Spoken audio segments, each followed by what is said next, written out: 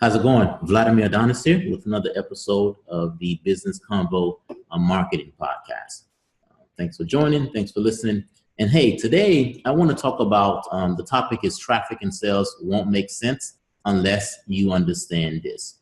So essentially, for marketing and for sales and for traffic, for me, it didn't make sense unless I understood this thing that I'm going to be talking to you about. Today I struggled. I just didn't really have much success. There are some things in life that could be a great gift, and at the same time, it can cause us great harm. The first thing that comes to mind when I think about these type of things is I think about a bicycle. A bicycle can be a great first gift, so to speak, but at the same time, it's one of those things that you get it, you're excited about it, and you jump on, you get ready to ride the bike, and you fall, and you scrape your knee, and you hurt yourself. So that thing that was like the greatest gift that you see people kind of riding around without any issues can be one of those things that is not so much of a great gift. Now, my daughter, and I'm not just saying this because she's my daughter. I kid you not, my daughter learned to ride a bike, no training wheels within an hour. I think I probably recorded some of it when she did it. It blew my mind. I couldn't understand how was it this young lady many years ago learned to ride a bike and basically was able to ride a bike without any training wheels from start to finish within 1 hour. She was able to grasp the skill. Very proud of her. Now, while that's true for her, that wasn't true for me.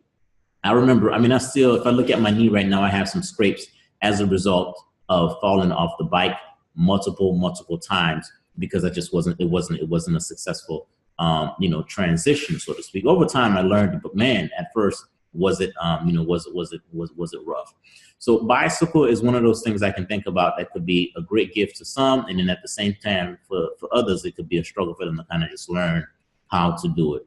The next thing that I think about that comes to mind are traffic platforms that basically you feel it seems as though that these platforms almost own the world, so to speak.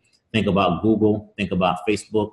Those places have so many people, and you see two things. You see some companies crushing it, making a whole lot of money, and basically swearing by Facebook and swearing by Google, and you see other companies that are just struggling, like, man, I can't get this to work, right? So you run traffic, you do all of these different things, and you can blow a lot of money on those platforms very, very quickly, very, very easily. So you start to kind of think about, what is it? How come some people are very successful at running their business using paid traffic sources such as Facebook and Google, and others just struggle, right? I was one of the ones that struggled as well. Why is that? Why is there such a huge difference? And does this thing really do work? Sometimes you question yourself, but then again, the proof is continuously in the pudding. This thing is supposed to be the greatest thing since sliced bread. When you hear about it, people rave about it and say, hey man, Google's the place to be. Facebook is the place to be. But then again, as a beginner, you try it out yourself and it just doesn't work. So for me, that's one of the things that I wanted to learn. I wanted to learn, okay, why is it that Google and Facebook work for some company and it doesn't work for another? Oh, the other thing I wanted to kind of just plug in is another thing that could be a great gift to some, but at the same time can cause heartaches as well. Now, don't shoot me. I'm just a messenger. So think about getting to know the first person that you have some level of attraction for. Specifically, think about a young man who is in pursuit of a young lady. Now, my cousins gave me some advice that I don't necessarily agree with right now, but at the time, I think I bought into it a little bit. So I am of Haitian descent. I'm from Haiti. And back in the day, one of the things that I don't think the guys do this as much now. One of the things that at least the Haitian guys, the ones that I was around, really believed in is that you just have to be persistent. If a young lady will listen to you, then chances are you can be successful in winning her over. It doesn't matter how many times she tells you no, just keep asking her over time, and in due time, she will she will say yes. Perhaps that might work for some people, but man, that could be a very grueling, grueling process, so to speak. But some of the guys I was around at that time really believed in this philosophy. They believed in the philosophy of, hey, if the young lady is listening to you, even though she's telling you no, she's not interested in you, if she continues to listen to you, continue to pursue her if you like her enough, and then eventually or over time, she will say yes. Now, while that might work for some individuals, at the same time, this same thing could leave other people just heartbroken, so to speak. So my family and I, one of the shows that we watch right now is we watch Little People. There's, I guess there's a couple of spinoffs. There's different types of Little People that come on at this current time. And one of the series we were watching a guy who was considered to be a little person. He's on a little person show. And this guy is in pursuit of an average height woman. The average height woman, agreed to just be his friend, I should say. And as she agreed to be his friend, he has been asking her out over and over and over again. And she's consistently said no to him, that, hey, you know what, this is just a friendship. I don't necessarily want to move on. I don't necessarily want to take that step with you. I just want to be friends with you. And this guy, his world almost revolves around her. All he does is talk about her when he's not around her. All he does is he keeps asking her out. And it's funny, to be honest with you, because specifically my son and I, when we're sitting there and we're watching a show, we make fun of this individual all of the time. We say to ourselves, man, this guy's very persistent. Why doesn't he just move on? Why doesn't he just get the picture? So we're sitting here kind of just laughing and joking at him, because the young lady has gotten to the point. I think at one point he crossed the boundaries. I can't remember exactly what he did, but he did something that kind of just pushed the boundaries. I think he hugged her. He may have touched her in a certain way that was inappropriate. So she decided to stop talking to him. When she decided to stop talking to him for a couple of days, he was kind of going around moaning and frowning and telling everyone how he misses her. And then one day he was at this gathering. She called him and said, hey, I really need to talk to you. So, she went to go meet him wherever he was at the time. He was at a party enjoying himself, or not really enjoying himself. He was at a party, just kind of hanging out. So she came there and she told him, listen, it's completely over. I know I don't even want to be friends with you any longer. It's over. And she went as far as to say, I want you to delete my number, and I want you to delete my number right there in front of me. And my son and I, we were sitting there, we were kind of bawling, we were laughing, we were like, oh my gosh, man, this guy is going to be in a very, very bad shape.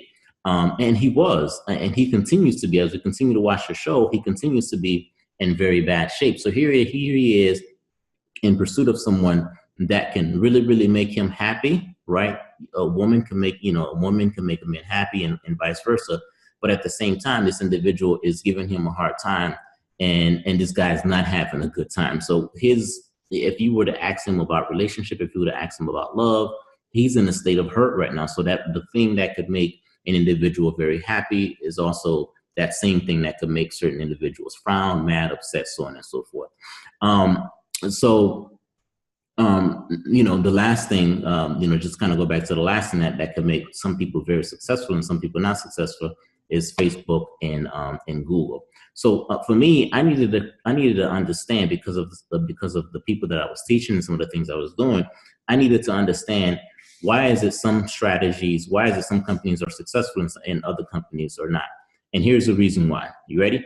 The reason why some companies are successful with Facebook and Google and others are not is because what happens sometimes is some organizations or some individuals or some companies, they're sending people directly to what I call their product page.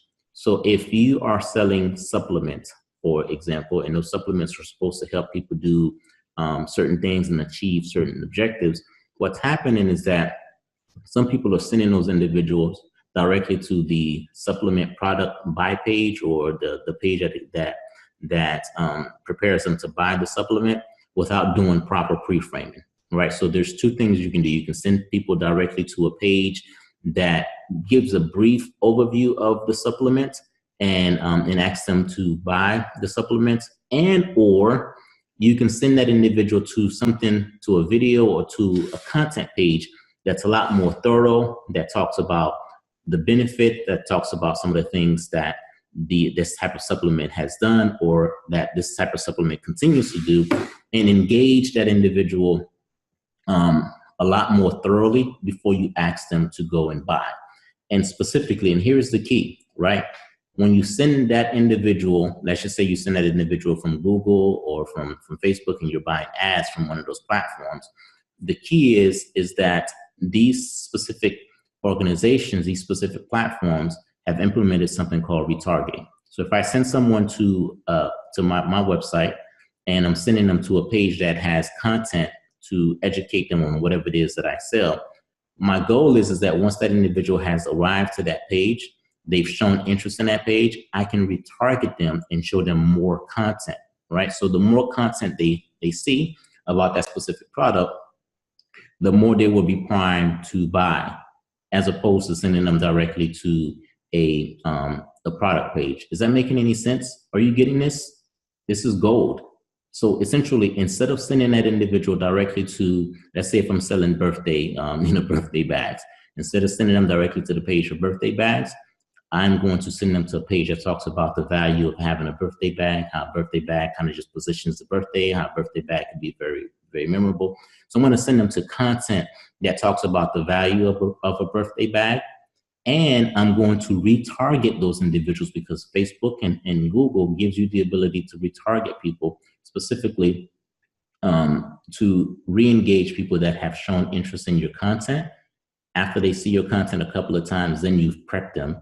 Now they are prepared to go make the purchase, right? Some people will make the purchase regardless, but the majority, right? The majority, and if you want to kind of just make this a long-term game, and if you want to win, you want to send people to your content page. Send them to your content page, have them engage with your content.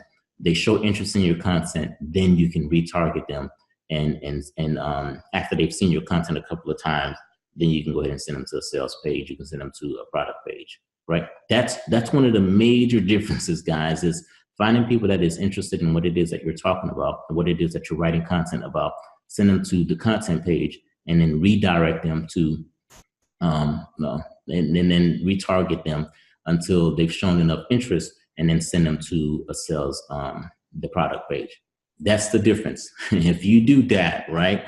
If you do that, that is a traffic and sales, tactic that you can use that will definitely help you. That could be the difference between you wasting money on your marketing and you positioning your marketing and putting your marketing in a position to win. Another thing you can send them to do, you can send them to download something for free. You can send them a free guide. You can send them a how-to video. Send them something that's going to help them, right? Before asking for cash or before asking for money. And I've made this very easy for you. You can go to my website at VladimirAdonis.com and download a free how-to video. That how-to video is going to teach you how to create a lead magnet. And a lead magnet is essentially a guide for the people that are coming to your website, and you're saying to those people that, hey, you know what? I know enough about you. I know that this item or this guide or this template can help you. Here it is for free. Just give me your email address. I'll send it to your email address. Boom. Now you have those individuals in your audience, and you can retarget those individuals because they've shown interest in whatever it is that you have to sell. But use that strategy, because that strategy is going to help you, and it's going to certainly position you and put you in a position so that way you can win. Thanks for listening. That is my time. Talk to you next time. Cheers.